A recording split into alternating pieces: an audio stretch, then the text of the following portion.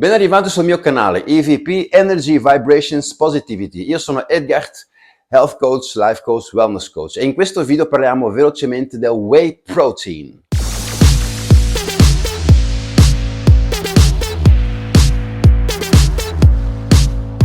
Le proteine del siero del latte, ovvero anche i Whey Protein, più comunemente chiamate, sono probabilmente il tipo di integratore proteico più diffuso, se non è il più diffuso addirittura in assoluto. Ma anche se è così comune e si trova appunto facilmente e praticamente in tutto il mondo, molte persone sono ancora un po' confuse su cosa sia e come effettivamente funzionino. Il siero di latte deriva originariamente dal latte, che è composto da due proteine, la caseina, che costituisce circa l'80% di tutte le proteine del latte, e il siero di latte, che ne costituisce più o meno il 20%.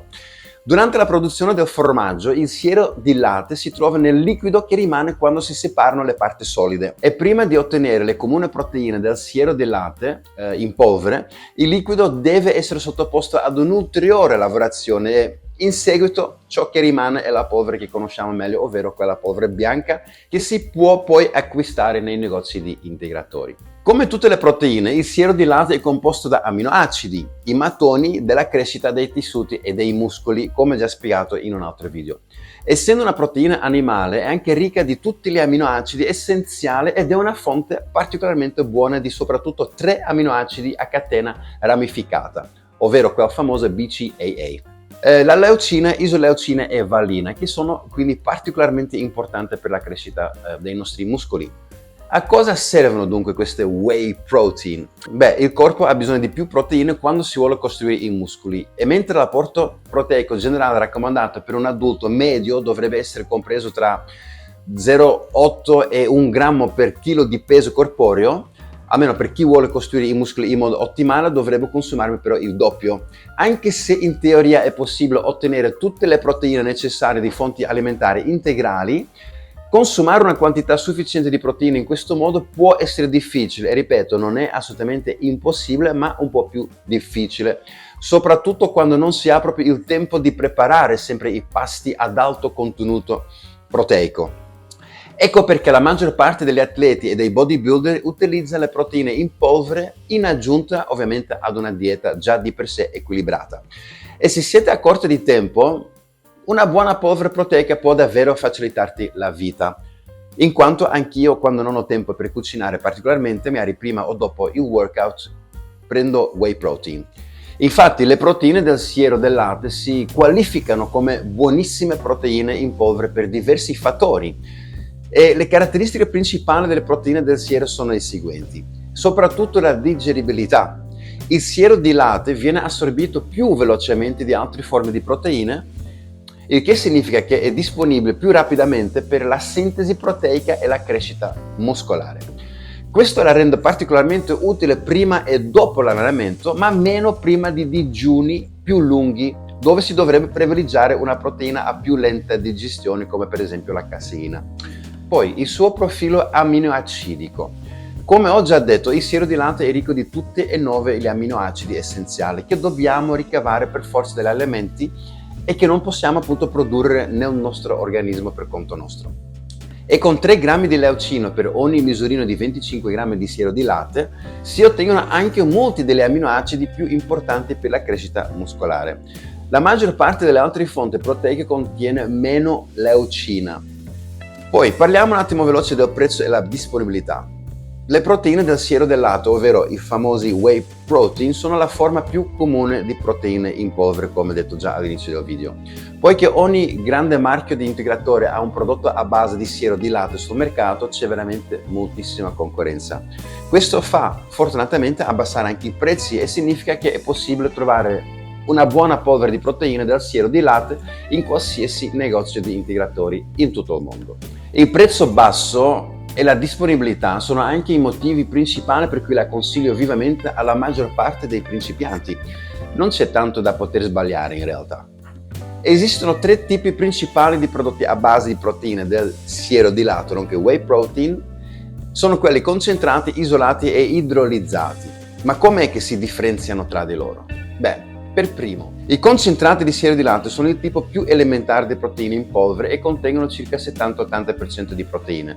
Anche se il siero di latte è naturalmente povero di lattosio e di grassi, se ne trovano comunque alcuni nei concentrati del siero di latte, motivo per cui appunto questo tipo non è raccomandato per le persone intolleranti al lattosio. Attenzione! Se non avete problemi di digestione di lattosio e volete il siero di latte più economico disponibile, scegliete allora quello concentrato. Non è intrinsecamente inferiore agli isolati, ma semplicemente è stato lavorato di meno. Le proteine isolate sono concentrate di siero di latte che sono state ulteriormente lavorate per rimuovere praticamente tutti i grassi e il lattosio. Per questo motivo la concentrazione proteica raggiunge persino il 90-95% di proteine. Il maggior grado di lavorazione ne aumenta anche il prezzo e le proteine isolate possono talvolta costare il doppio addirittura di un concentrato di siero di latte. Numero 3. Infine abbiamo l'idrolizzato di proteine di siero di latte e questo siero di latte è stato idrolizzato o predigerito, cioè la proteina è già stata parzialmente scomposta e questo riduce il tempo di digestione rispetto ai concentrati agli isolati. Ma poiché il siero di latte è già una proteina a rapida digestione, il vantaggio è minore. Inoltre il siero idrolizzato tende ad avere un sapore amaro ed è molto più costoso del concentrato, quindi non lo consiglio ai principianti, a meno che non si abbia una regione particolarmente per acquistarlo.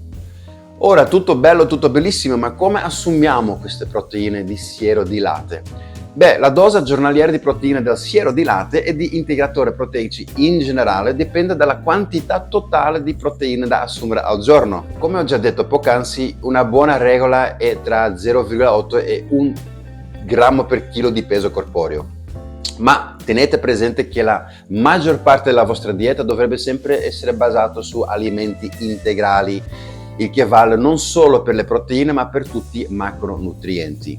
Mi raccomando. Cercate quindi di costruire la vostra dieta attorno a fonti proteiche di qualità e utilizzate le proteine in polvere soltanto come integratore extra e non come un sostituto di alimenti normali. Poi ovviamente a seconda del vostro stile di vita, dell'apporto proteico richiesto e della vostra disponibilità a cucinare, vi suggerisco di assumere circa un terzo o metà al massimo delle proteine di frullati proteici. Per quanto riguarda la tempistica delle proteine del siero di latte, è opportuno assumere una dose regolare di 25-30 grammi da 1 ora a 30 minuti prima dell'allenamento, qualora ci vai, e subito dopo l'allenamento. Ciò non significa che si debba ingurgitare il frullato appena terminato l'ultima serie, no. Il mito della finestra anabolica è stato sostanzialmente sfatato. Di solito va bene qualsiasi momento entro 1 ora o 2 dopo l'allenamento. Velocemente, effetti collaterali. Allora, le proteine del siero di latte sono generalmente molto sicure. Non ci sono dei particolari studi che dimostrano che l'integrazione proteica o un'assunzione più elevata di proteine in generale possa causare danni ai reni o perdita di tessuto osseo, almeno non in un adulto sano, ovviamente. Chi ha già problemi ai reni dovrebbe parlarne prima ovviamente con il proprio medico, ma chiunque altro non dovrebbe assolutamente preoccuparsi degli effetti collaterali delle proteine whey. Ecco, spero che con questo video è un po' più chiaro cosa sono e cosa fanno queste proteine in polvere, detto anche whey protein. Se il video vi è piaciuto, lasciami un pollice in su, iscrivetevi al mio canale. Grazie per l'ascolto e grazie per il vostro tempo e ci vediamo assolutamente a breve in un prossimo o altro video. I'm out.